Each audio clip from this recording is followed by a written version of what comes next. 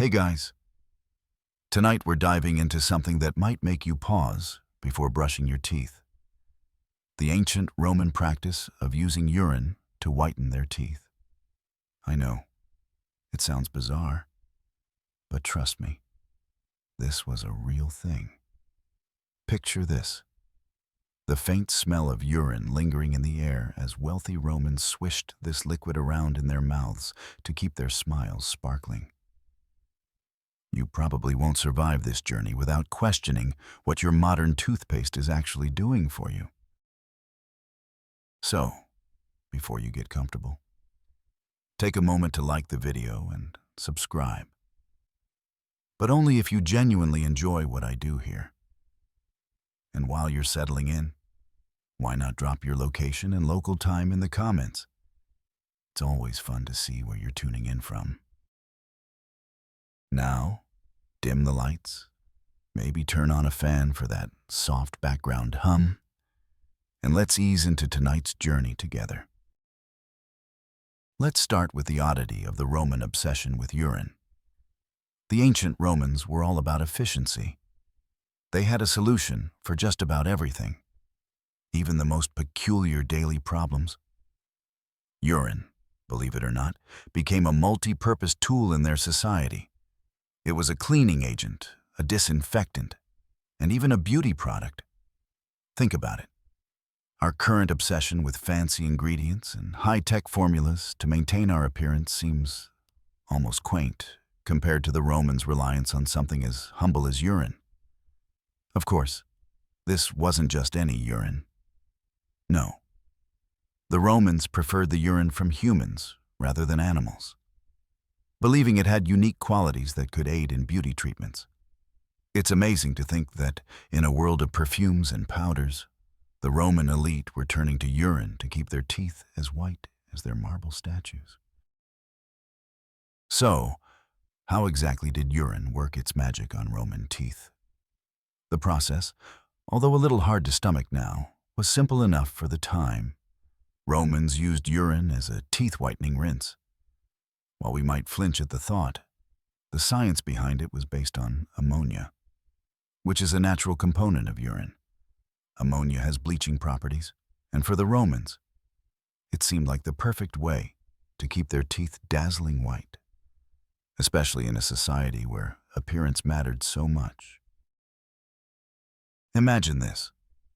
After a long day of Roman life, maybe you've just finished a lengthy public forum or a lavish dinner, you take a bit of this liquid and swish it around in your mouth. You might even use a small sponge or a cloth to scrub your teeth with it, or just let the urine sit on your teeth for a moment, allowing the ammonia to work its bleaching magic. The chemical compound wasn't just a random quirk of ancient hygiene. It was actually effective at breaking down plaque and whitening enamel. For the Romans, it made sense. Natural resources were always in demand, and they were known for being resourceful in ways that modern societies often forget. Why waste a valuable substance when it could be put to work in multiple areas of life? Historians still debate whether the ammonia levels in Roman urine were truly potent enough to whiten teeth as effectively as advertised. But the evidence suggests it likely had some noticeable effect. In any case, it was widely known and practiced. And if you were wealthy enough to afford access to fresh urine, you had an advantage over those who couldn't. It became a status symbol of sorts, with the brightest smiles belonging to the upper classes. This was one of those bizarre cases where a simple ingredient, a little bit of ingenuity, and an empire-wide obsession with beauty combined to create a practice that made perfect sense for them, even if it seems utterly strange to us now. Now, you might be wondering why urine was so specifically chosen for this job. What made it the go-to for whitening teeth, and why not some other liquid? Let's get into the science behind it. The secret lies in the ammonia, which is a natural byproduct of urea, a compound found in urine. When urine is exposed to air, it begins to break down into ammonia, which has some surprisingly potent cleaning properties. Ammonia is used in modern cleaning products for a reason. It's excellent at removing grime and stains. And since ammonia also has bleaching qualities, it makes sense that the Romans would turn to it for something as important as their teeth. But here's the kicker. Urine wasn't just effective because of ammonia. In ancient Rome, it was considered a miracle substance. People used it to wash clothes, clean wounds, and even as an ingredient in some medicinal concoctions. It wasn't just something you'd find in your chamber pot. Urine was incorporated into many aspects of daily Roman life. Some even claimed that it had the ability to cure diseases and enhance overall health, though those claims were probably a little exaggerated. Historians still argue about whether Romans used urine purely for its practical benefits or if there was some sort of magical thinking involved. Some ancient texts suggest that urine was seen as possessing a sort of mystical power, perhaps because it was a substance that the body naturally produced and thus had some connection to life itself. This belief could have contributed to the widespread use of urine in Roman medical and beauty practices. After all, if it worked for the teeth, why not other parts of the body? You can almost imagine an ancient Roman standing by their marble sink, holding a small jar of urine, contemplating just how far they would go to ensure their smile was worthy of admiration. It wasn't just about getting the job done, it was about believing in the process. When we think of Roman hygiene, it's easy to picture the grand public baths and the meticulous grooming rituals of the elite. The Romans were a society obsessed with cleanliness, but their concept of hygiene was more than just about being clean in the way we think of it today. Their idea of personal upkeep extended to every inch of their bodies, from hair and skin to teeth. They understood that maintaining a polished appearance was an essential part of their social standing and reputation. To truly grasp how urine fit into this larger picture, let's look at Roman hygiene in general. Public baths, or thermae, were central to Roman culture, and they weren't just for bathing. These baths were places where people went to relax, exercise, and socialize. There were different rooms for different temperatures of water, and the air was thick with the scent of oils, herbs, and water. Romans would apply oils to their skin, scrape off the dirt, and sweat with a strigil, a curved metal tool, and then take a dip in a warm pool. It was an elaborate, multi-step process. And cleanliness wasn't just a matter of appearance, it was a ritual of rejuvenation and health. Historians still argue whether Romans believed that good hygiene could ward off illness, but many seem to think that the practice went beyond mere cleanliness and into the realm of health and wellness. Their obsession with cleanliness wasn't just about vanity. It was about health and, in some ways, life expectancy. When it came to teeth, the process was no different. A well-groomed appearance, including white teeth, wasn't just about beauty. It was about signaling your status and your ability to afford the luxuries of life.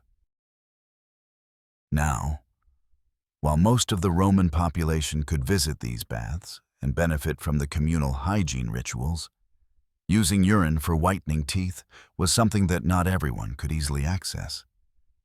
It wasn't necessarily a practice for the poor, though it might have been more common than you'd expect.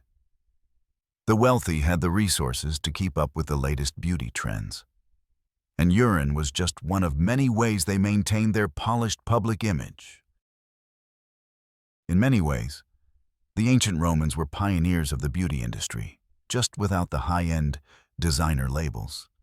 They had their own form of luxury care, though it involved a far more direct connection with the materials of everyday life. In ancient Rome, appearance wasn't just a matter of vanity, it was an important social tool. A person's outward appearance could say a lot about their wealth, status, and even their moral character. A white, gleaming smile was considered a mark of both beauty and refinement.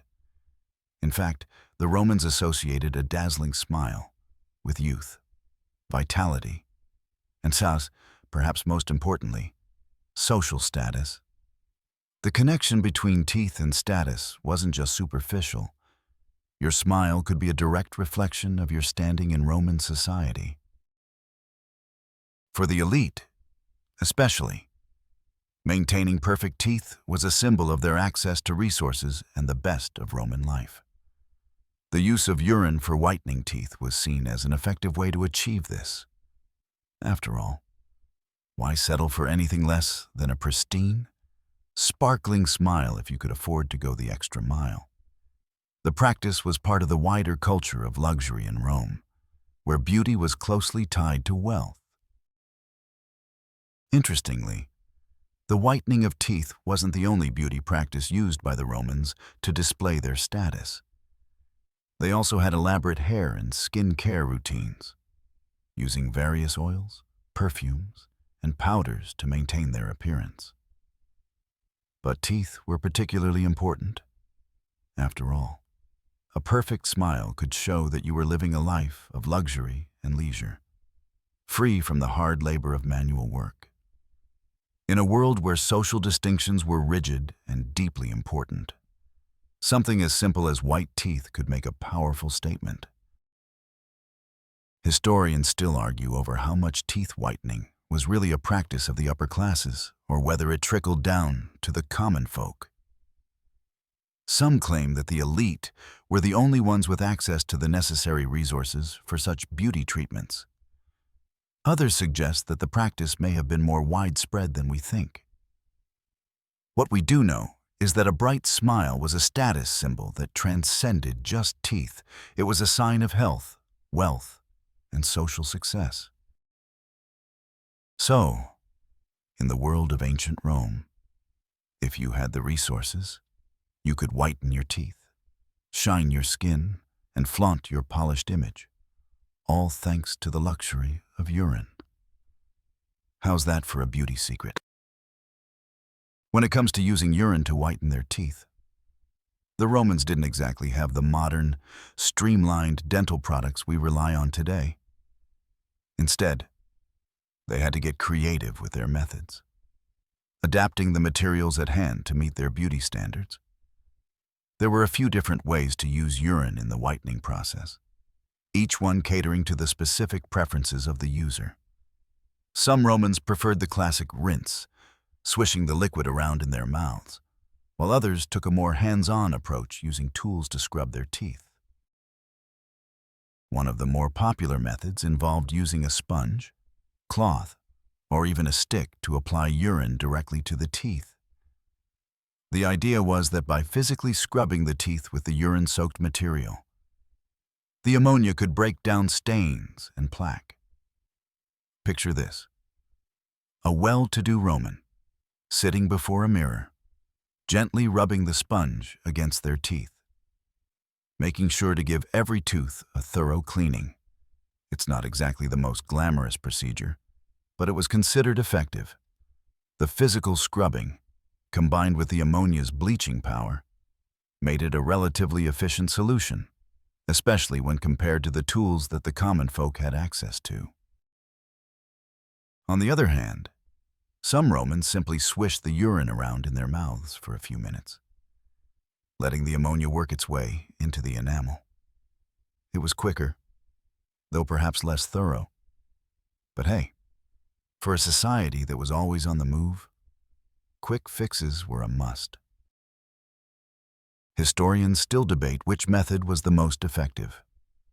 Was the sponge and scrubbing technique really superior to just rinsing? Or was it more of a matter of personal preference? And could it be that the real appeal of the urine rinse wasn't just the whitening effect, but the ritual itself? The idea of performing such a personal, almost sacred act in front of a mirror might have had its own appeal. The process was as much about self-care and self-presentation as it was about the actual results. Either way, These methods suggest that Romans were dedicated to the craft of teeth whitening, willing to experiment with what was available to them in the pursuit of a perfect smile. Now, you might be wondering, did everyone in ancient Rome use urine to whiten their teeth, as odd as it might seem? This wasn't a universal practice among the Roman population. While it was a common method for the elite, the average Roman likely didn't have the luxury of regularly using urine as part of their beauty routine. It was primarily the wealthy and upper class who had access to this practice. The social stratification in Rome meant that not everyone could afford the time, resources, or the luxury of indulging in such eccentric beauty treatments. The upper classes were the ones who had the means to ensure they maintained a flawless appearance. Not only did they have the resources to procure fresh urine, but they also had access to the best grooming tools and methods that money could buy. Wealthy Romans would have had servants or slaves who could attend to their personal hygiene, including teeth whitening. The practice of using urine for dental care was just another marker of wealth. It's like today, where high-end beauty treatments, though far less unusual, are often reserved for those who can afford them. The elite in ancient Rome, much like today's wealthy, would have wanted to showcase their status through every aspect of their appearance, from their hair to their smile. For those less fortunate, the practice of whitening teeth would have been less accessible. Urine, after all, wasn't a free commodity for everyone. And not all Romans would have been able to easily obtain the right kind of urine for the job. Some poorer Romans might have resorted to more basic methods for maintaining dental hygiene, such as rubbing their teeth with abrasive materials or using saltwater rinses, which were far less effective than ammonia-based solutions. Still, the idea of using urine as a whitening agent speaks volumes about the ingenuity of Roman society. It wasn't just a strange and unusual practice. It was something that reflected a deeper cultural obsession with beauty and presentation, even if only a certain segment of the population could afford it. Historians still argue about how widespread this practice was among the lower classes. But what's clear is that the use of urine was more than just a quirky trend. It was part of a broader beauty culture that thrived in the heart of the Roman Empire. You might be wondering, after hearing all about how the Romans used urine to keep their smiles sparkling, whether there are any modern-day practices that trace their origins to these ancient methods. Surprisingly, there are some unexpected links between Roman urine usage and the way we approach teeth whitening today. While we no longer rely on such an unconventional approach, the principle behind it still carries through in our current products. Let's take a moment to look at the core element of urine that made it effective: ammonia. Ammonia's bleaching properties are still used in modern cleaning products, and even in some whitening treatments. While the formula has evolved into something far more sophisticated and, thankfully, less odorous, the basic science behind how ammonia breaks down plaque and stains remains the same. The process is not as far removed from what the Romans practiced as we might like to think.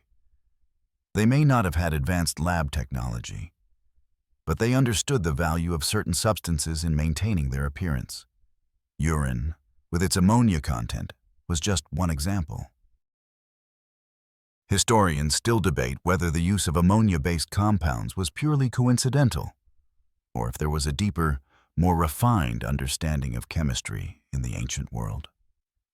Some argue that the Romans simply discovered through trial and error that urine worked.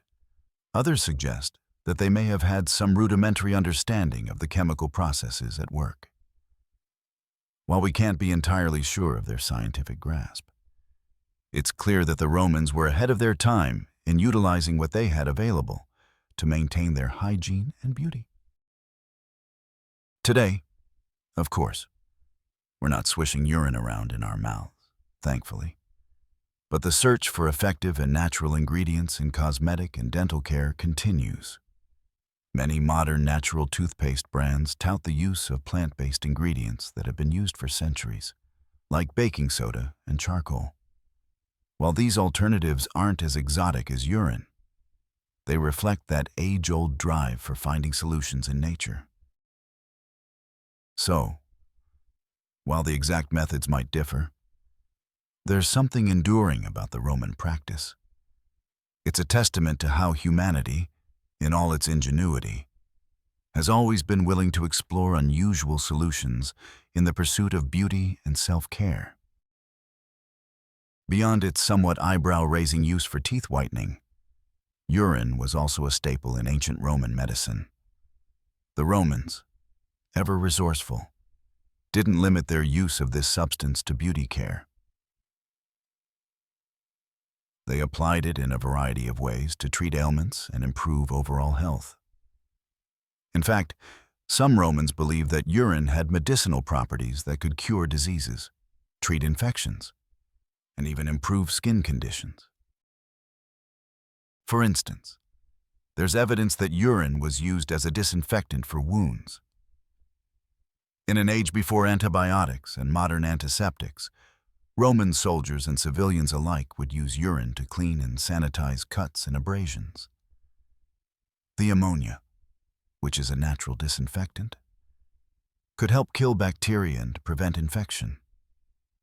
If a Roman soldier was wounded in battle, his first line of defense might not have been a bandage, but a quick rinse with urine to keep the wound clean and free of harmful bacteria. Imagine that, a Roman soldier, bloodied and bruised, reaching for a small jar of urine instead of a sterile bandage. Historians still argue about whether this practice was based purely on practical knowledge of the disinfectant properties of urine, or whether there was an element of superstition involved. It's possible that many Romans believed the substance to have mystical healing powers, thanks to its connection to the human body. Some ancient texts even suggest that urine could cure diseases like tuberculosis or act as a remedy for ailments like indigestion. Of course, we know today that the medicinal value of urine is highly limited, but the Roman belief in its potential to heal was deeply ingrained in their worldview. Urine was also used in other medical treatments, such as eye drops for infections and to treat skin diseases. It wasn't uncommon for the Romans to create a mixture of urine and other ingredients like herbs or oils for various remedies. The use of urine in this way was probably part of a broader medical tradition that drew on nature and what was readily available. If it worked, even a little bit, then it became an accepted part of their healing practices. In some ways, the widespread use of urine in Roman medicine speaks to a larger theme of Roman ingenuity. They didn't have the advanced knowledge we have today, but they used what was at hand to solve problems, whether it was for beauty, hygiene, or health. Urine was just another tool in their extensive and resourceful toolkit. Public urinals were a common feature of Roman life, an essential part of their urban infrastructure, and perhaps surprisingly, directly tied to the practice of teeth whitening. Ancient Romans didn't just rely on their own personal reserves of urine. They took advantage of public facilities to gather it. Yes, public urinals were not just places to relieve oneself. They were also key to the broader practice of urine-based beauty treatments. These public urinals were widespread throughout Roman cities, often placed in strategic locations like marketplaces and bathhouses. In fact, the Romans even had a tax on urine, called the urine tax, centesima rerum venalium, which was levied on those who collected it. The urine that accumulated in these public spaces wasn't wasted. It was gathered, stored, and sold to the wealthy for use in their teeth whitening rituals, as well as for other cleaning and medicinal purposes. The practice of gathering and selling urine was so prevalent that it became an economic activity in itself. People would collect urine from the public latrines, sell it to merchants, and the wealthy would then purchase it for their own personal use. The whole process was deeply embedded in Roman life, to the point that urine became a commercial product, contributing to the economy in a way that might seem completely foreign to us today. The Roman Empire, always keen to make the most of every resource, found a way to turn something as simple and, yes, a little gross, as urine into an essential commodity. Historians still debate how this practice was managed logistically.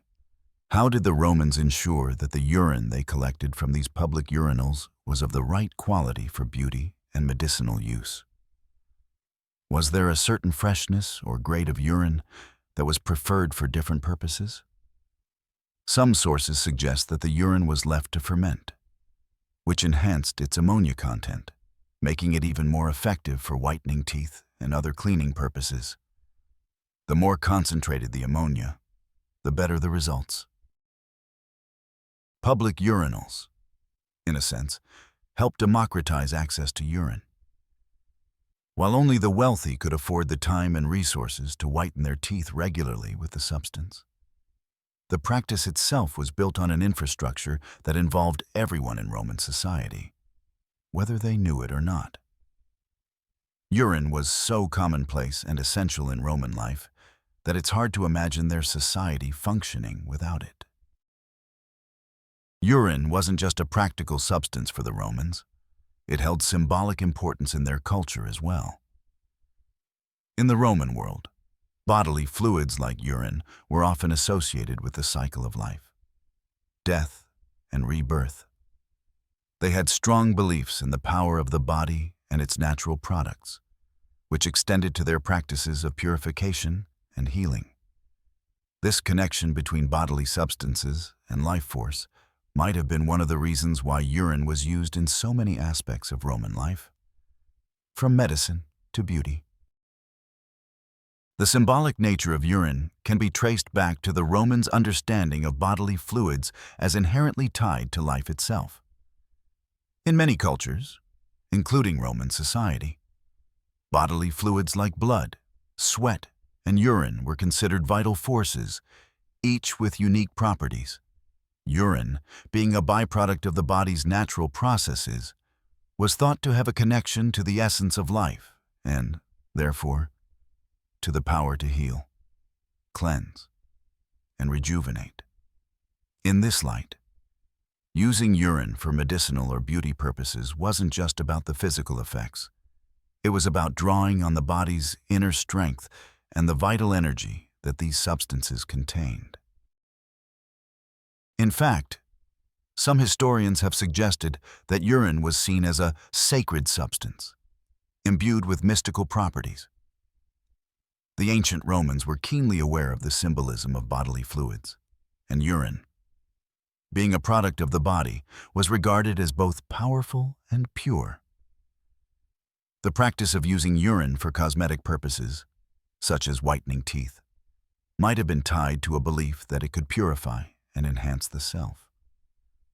After all, when you're using something so intimately connected to your body, it's easy to see why it might be considered not just practical, but even magical.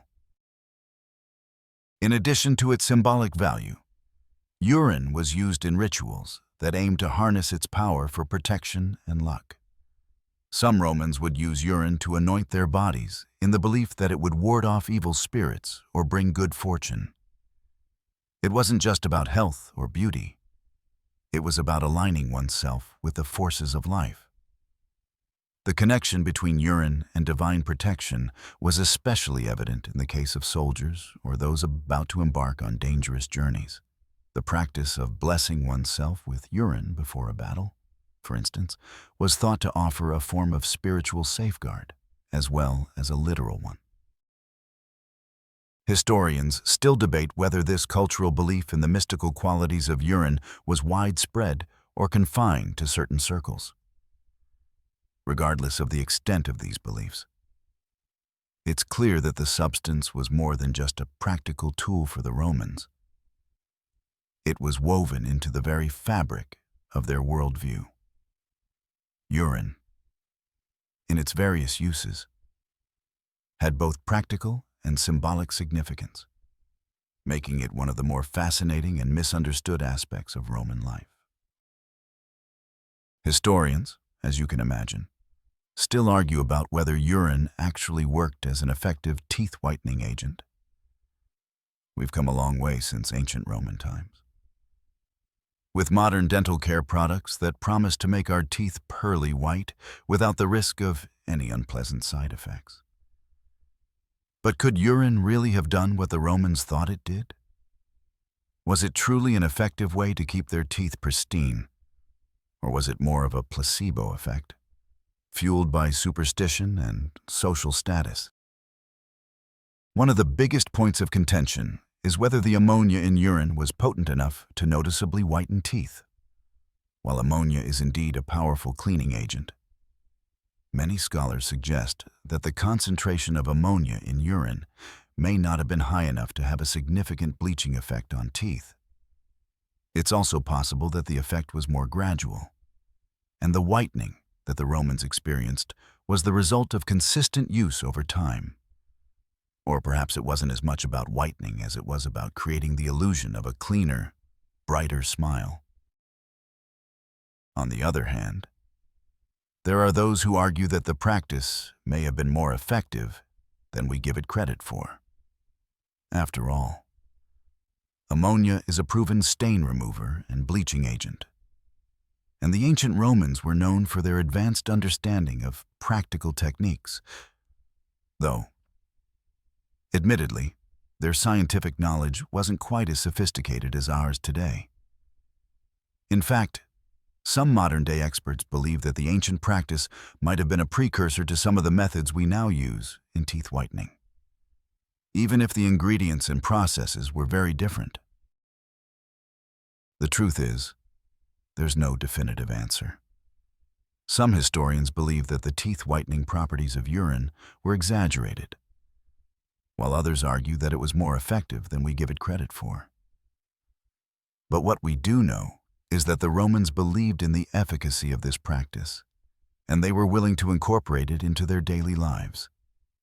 In a way, that belief alone made it effective.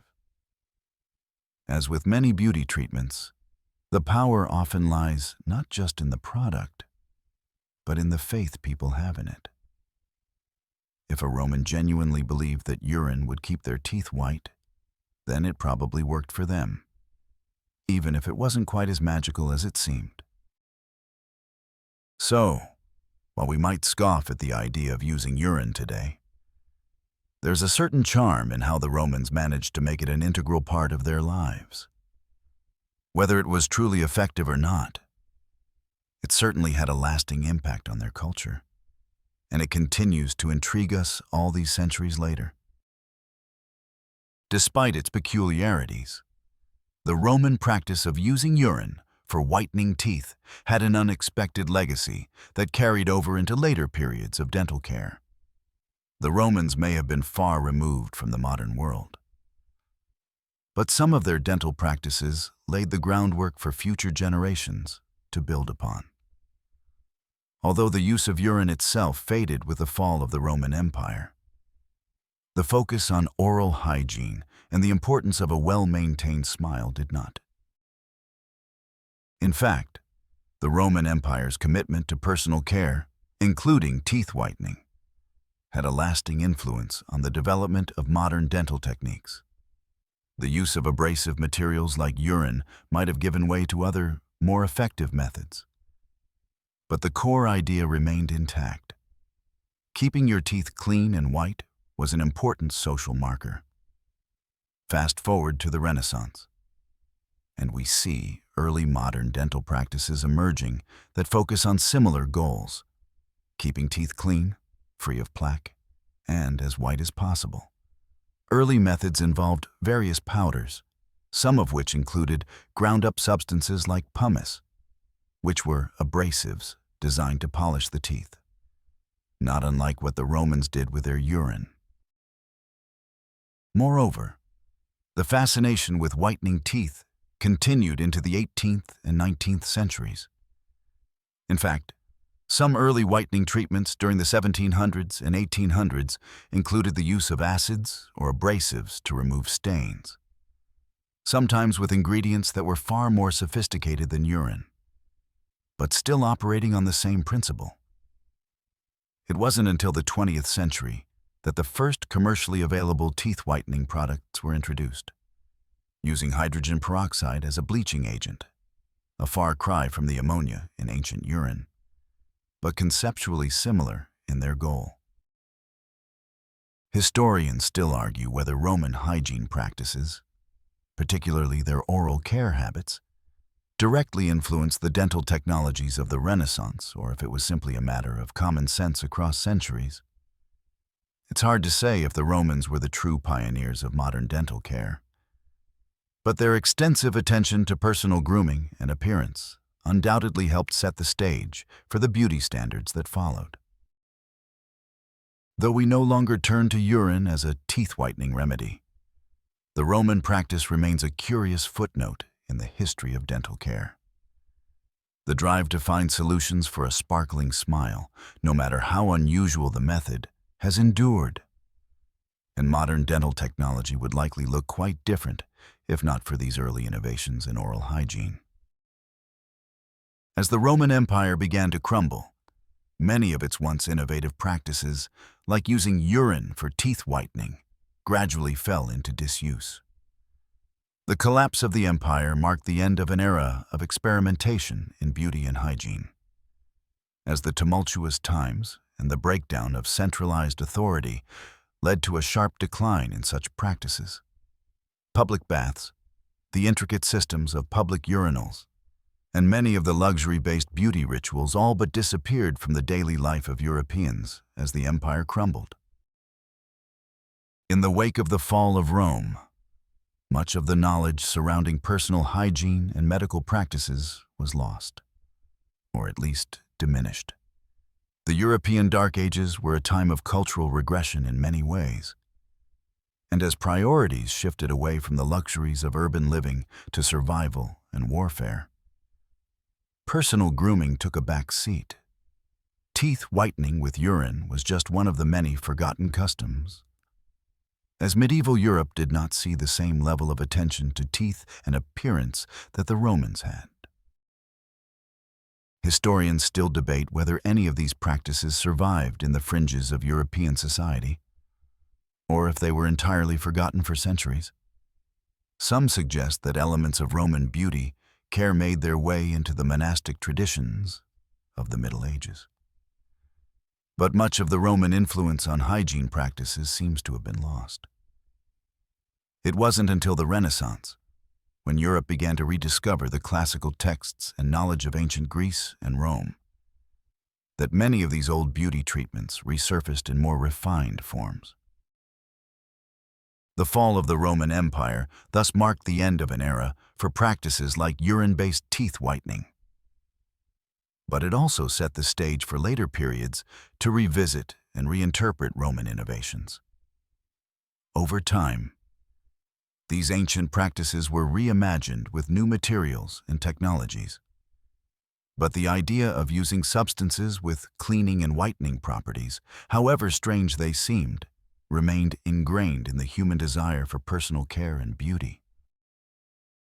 In the centuries that followed, advances in dentistry, hygiene, and personal care eventually led to the sophisticated oral health practices we have today. However, every once in a while, when we think of the strange origins of our modern routines, it's interesting to reflect on how something as unexpected as urine once played a role in keeping those ancient smiles bright. In a world where technology has brought us high-tech oral care products and ever more advanced medical treatments, it's curious to look back and realize that the ancient Romans were pioneers in their own right. While we may no longer use urine to whiten our teeth, we do owe a certain debt to their exploration of everyday resources for beauty and health. The Roman Empire, with all its grandeur and complexities, was a place where ingenuity flourished, even in the strangest corners of daily life. As we delve deeper into the everyday practices of the Romans, it becomes clear that their approach to personal care was much more holistic than we might imagine. Hygiene and health were not isolated concepts. They were intertwined with Roman notions of status, power, and the delicate art of self-presentation. The public baths, a cornerstone of Roman culture, exemplify this connection. The bathing experience wasn't just about getting clean. It was about rejuvenation, socializing, and cultivating a sense of wellness. These public baths, with their varying temperatures and luxurious oils, were a form of self-care long before spas and beauty salons existed. Historians still debate the true extent of the therapeutic effects of Roman baths. Some argue that the experience provided genuine health benefits, while others suggest that much of the ritual was more about status signaling than anything else. Whether it was the heated steam rooms or the delicate massages administered by attendants, the process of bathing itself became a statement. Those who could afford regular access to these baths and other beauty treatments, like teeth whitening, were signaling to the rest of Roman society that they were part of an elite class that valued both physical and social perfection. Yet, what's most fascinating is the degree to which these rituals were accessible. Public baths, though a luxury for the wealthy, were not reserved exclusively for them. Many Romans, regardless of status, could indulge in these practices. The common folk were also able to experience the healing properties of the baths, which demonstrates that, in some ways, Roman society viewed beauty and hygiene as collective, rather than strictly individual pursuits. The Roman obsession with personal care extended well beyond teeth whitening and the public baths. The concept of beauty in Roman society was a multifaceted one, deeply tied to identity, status, and even political power. The Romans, especially the upper class, understood that a well-maintained appearance was more than just about looking good. It was an essential part of constructing one's public image. Every aspect of their grooming routine was carefully curated to project an idealized version of themselves, one that conveyed both physical strength and sophisticated elegance. Hair, for example, was another area where the Romans paid particular attention. Women, in particular, were known for their elaborate hairstyles, which were sometimes so intricate that they required assistance from slaves or personal attendants. Roman women would use a variety of tools to style their hair, including curling irons, combs, and pins. In some cases, wigs made of human or animal hair were used to create fuller, more voluminous looks. The wealthier women of Rome would often invest considerable time and effort into their hair, and it was seen as a reflection of both their personal beauty and their social standing. A woman with beautiful, well-coiffed hair was seen as one with a refined taste and a high position in society. For men, hair and grooming were also important, though the emphasis was slightly different. Roman men often kept their hair short and well-trimmed, presenting an image of discipline and military prowess. The ideal Roman man had a strong, masculine appearance, one that showed his readiness for battle or leadership. This is why it's interesting to note that the emperors, too, paid close attention to their hair and grooming. For instance, Emperor Augustus was famously depicted with carefully styled hair, and his portrait busts often emphasized a youthful and powerful image, contributing to his carefully cultivated public persona. Historians still argue over the degree to which the use of cosmetics and grooming was considered an art form in Roman society.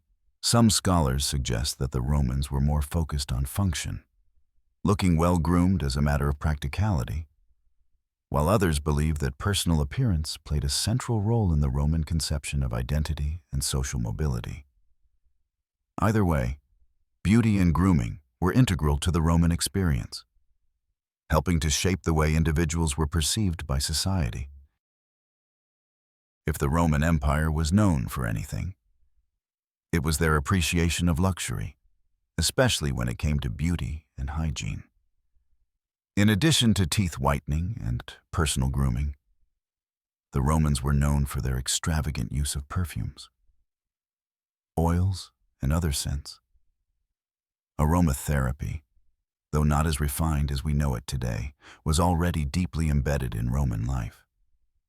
The rich would regularly indulge in fragrant baths and oils, massaging themselves with exotic perfumes, often imported from far-off lands like Arabia and India.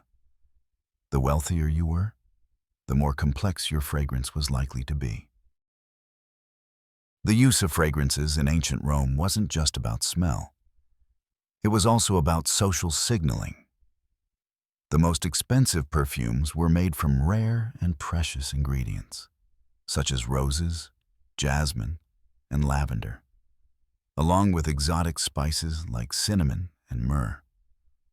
Wearing these fragrances was a way of displaying wealth and status, as the production of such perfumes was an intricate and costly process. You could tell a lot about a Roman by the way they smelled, particularly at the dinner table.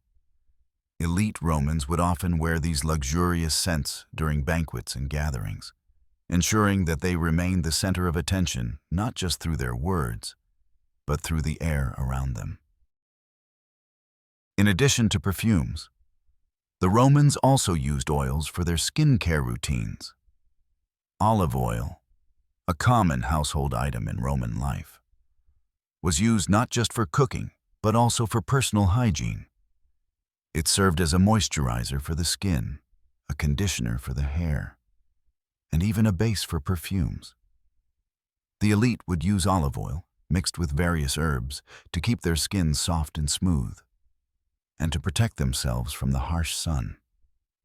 These beauty rituals were incredibly labor-intensive, requiring time, resources, and a certain level of affluence. It's fascinating how the use of oils and perfumes transcended the individual and became a part of Roman social life.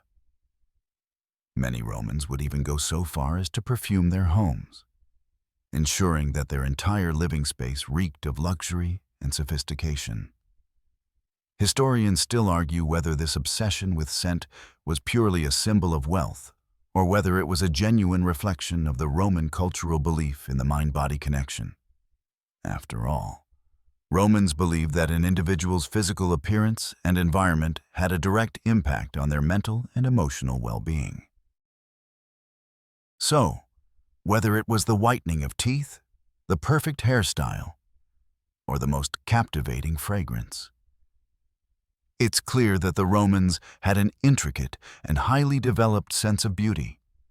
It wasn't just about looking good, it was about shaping one's identity, enhancing social status, and projecting an image of power and refinement.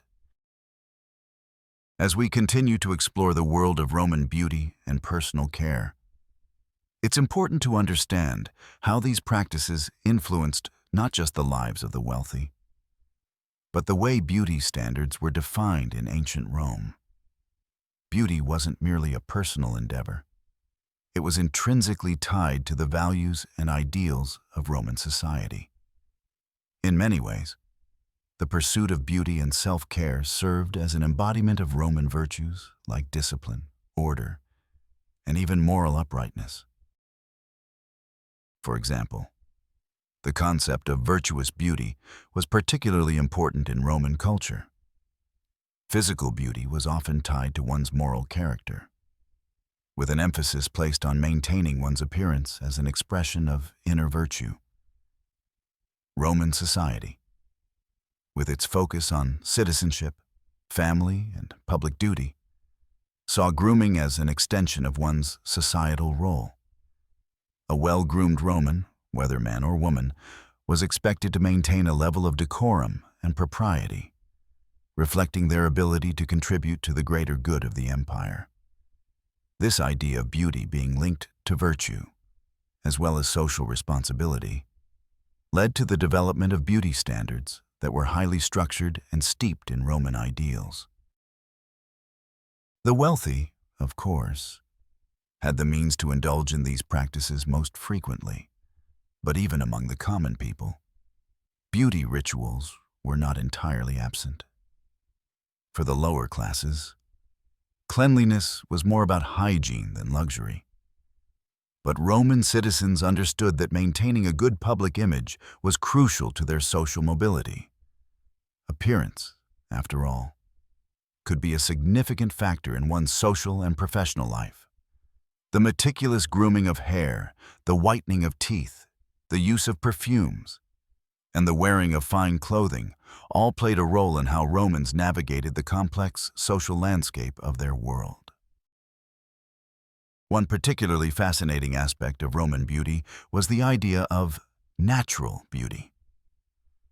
While the upper classes were known for their elaborate grooming rituals, Roman society also celebrated the beauty found in nature. This is where we start to see the early beginnings of the modern concept of au naturel beauty, with the use of natural oils, herbs, and flowers for skincare and hair care. Romans would regularly apply olive oil and honey to their skin, not just for beauty, but also for health, as these substances were believed to have healing properties. In some ways, the Romans were ahead of their time in this regard, understanding the benefits of natural ingredients long before they became popular in modern wellness culture. Historians still debate the extent to which the average Roman citizen engaged in these beauty rituals. Some suggest that most people focused on more practical concerns, like keeping their hair clean or washing their faces, rather than engaging in complex beauty routines. Others argue that beauty practices were so widespread and ingrained in Roman culture that even the working classes had access to basic grooming tools and products. Regardless of who participated in them, the cultural importance of beauty in ancient Rome cannot be overstated. It was not just about outward appearance. It was about embodying the Roman ideal of discipline, order, and social harmony. As we delve deeper into Roman beauty and personal care, it becomes clear that one of the most fascinating aspects of Roman life was how their grooming practices often reflected a deeper connection to the wider cultural and philosophical beliefs of the time. The very concept of beauty, particularly as it related to personal care, wasn't just about vanity. It was a reflection of the Roman commitment to virtus, or virtue, a core value that emphasized qualities like discipline, honor, and moral excellence. The link between beauty and morality was firmly entrenched in Roman culture. A well-maintained appearance wasn't just seen as a sign of good hygiene or wealth. It was thought to indicate a well-ordered, virtuous life. There was a prevailing belief that outward beauty mirrored inner strength and character. For a Roman, to care for one's appearance was not simply an indulgence, but an act that connected them to the ideals of their society. In fact, certain Roman philosophers and moralists wrote extensively about the relationship between beauty, virtue, and self-control. They argued that excessive attention to beauty could be a sign of vanity or moral weakness, while moderate care of one's appearance was a demonstration of self-respect and discipline. Interestingly, many Roman men, particularly those involved in politics or public life, viewed personal care as a means of upholding their public image. The act of looking polished and well-groomed became intrinsically linked to a leader's ability to be seen as both competent and trustworthy. This can be seen in the way political figures like Julius Caesar or Augustus were depicted.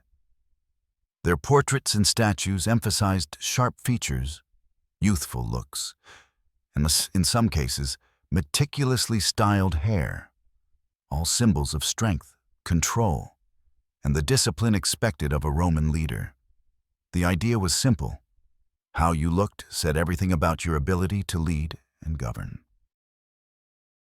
For women, the stakes were just as high, albeit in different ways.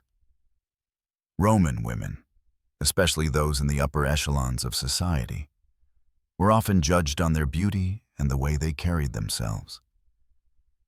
But their beauty routines were also about projecting a sense of dignity, modesty, and familial duty. Women's appearance was considered a direct reflection of their family's honor and their adherence to Roman virtues. A woman who maintained a pristine appearance was not just a symbol of beauty, but of her family's respectability. This pressure to maintain a carefully curated image made Roman women particularly adept at using beauty as a tool to uphold their social standing and secure their place within the complex hierarchy of Roman society. Historians still debate whether the strict social expectations surrounding beauty led to an inherent sense of freedom or restriction for Roman women. On one hand, the beauty rituals could have served as a form of expression, allowing women to manipulate their appearance to reflect their status and virtues. On the other hand, the intense societal pressure placed on women to conform to a particular ideal of beauty may have limited their autonomy. However, it is clear that beauty was a powerful tool in the Roman world, one that was used by both men and women to navigate the social, political, and cultural landscapes of their time. As we continue to explore the remarkable world of Roman beauty and grooming, it's impossible to overlook the way in which the beauty practices of the ancient Romans permeated almost every facet of their lives. The use of beauty treatments wasn't just confined to the upper echelons of society or the carefully orchestrated image of public figures. It was also embedded in everyday rituals, extending to both the elite and the common Roman.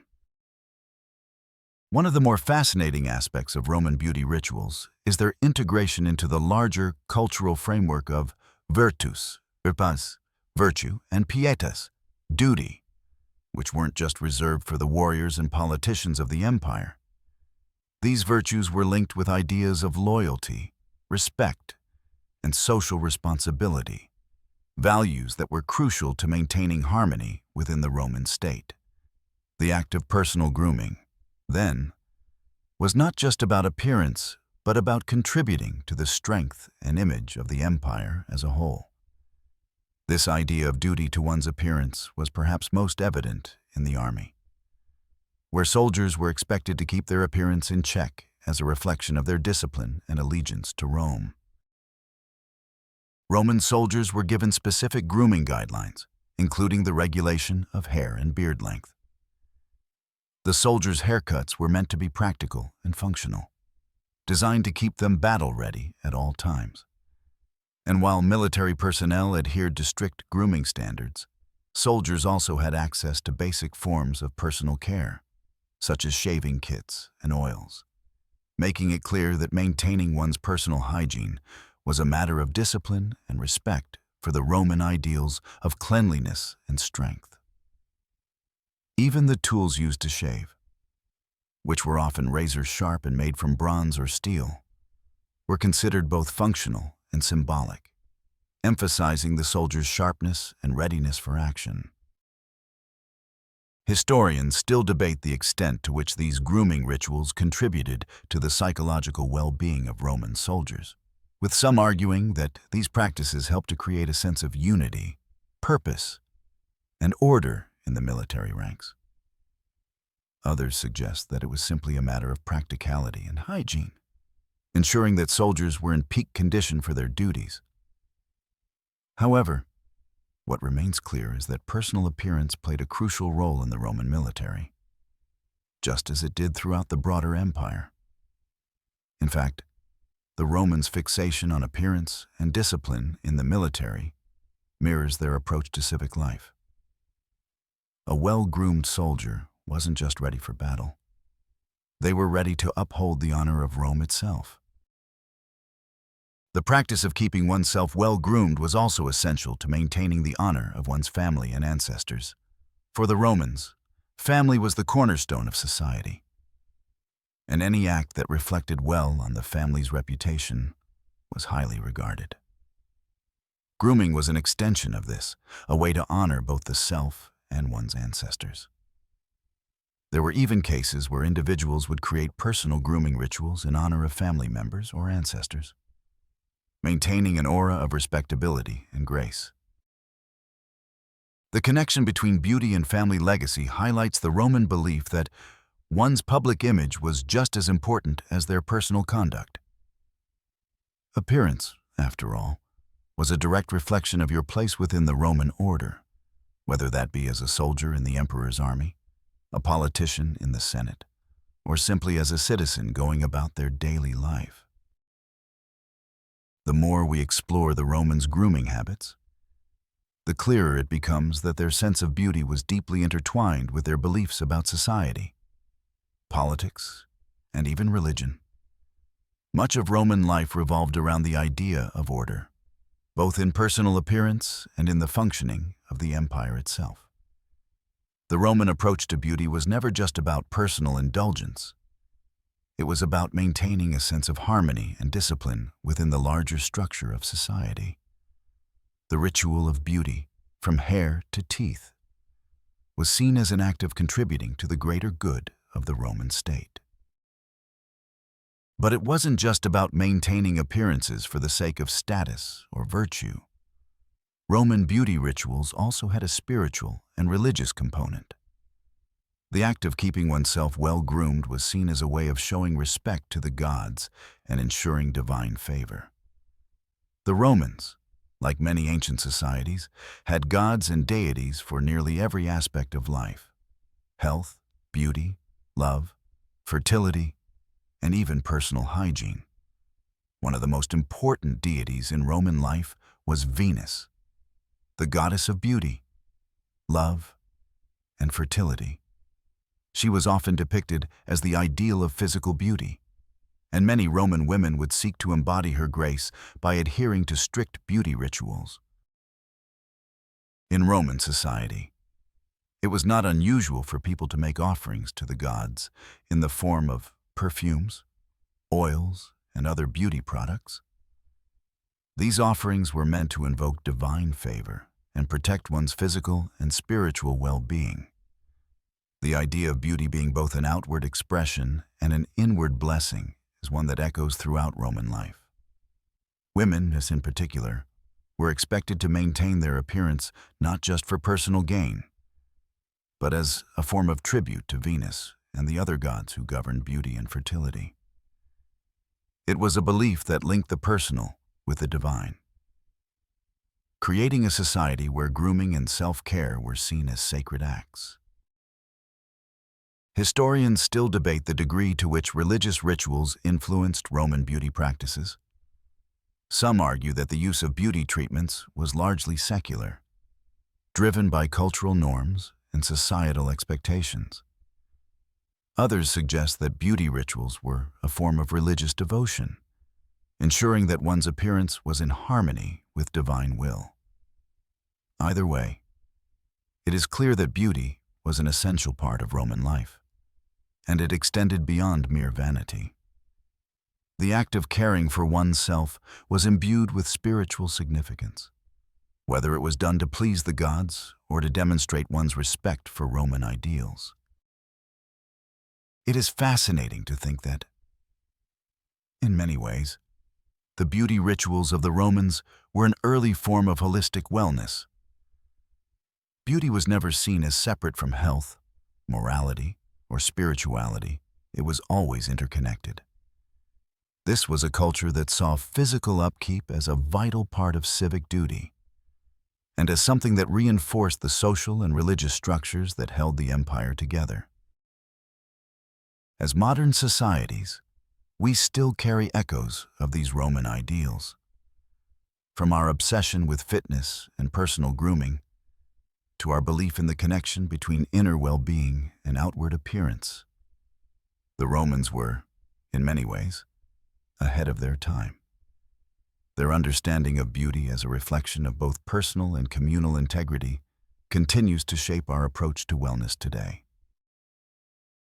Now, as we slowly wind down and reflect on our journey through ancient Roman beauty rituals, let's take a moment to consider how such a bizarre and seemingly odd practice has shaped the way we view history and our own beauty standards.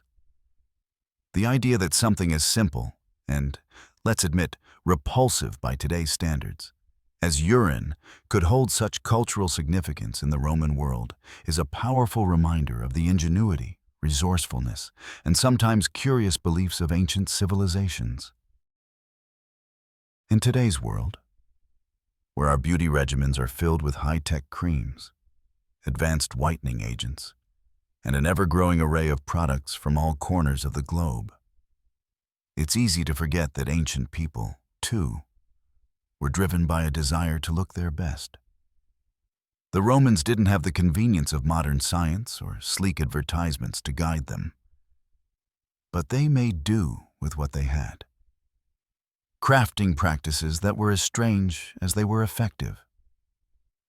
The use of urine for whitening teeth may seem like an odd relic of the past, but in a way, it symbolizes the lengths to which people have always gone in their quest for beauty, health, and self-presentation.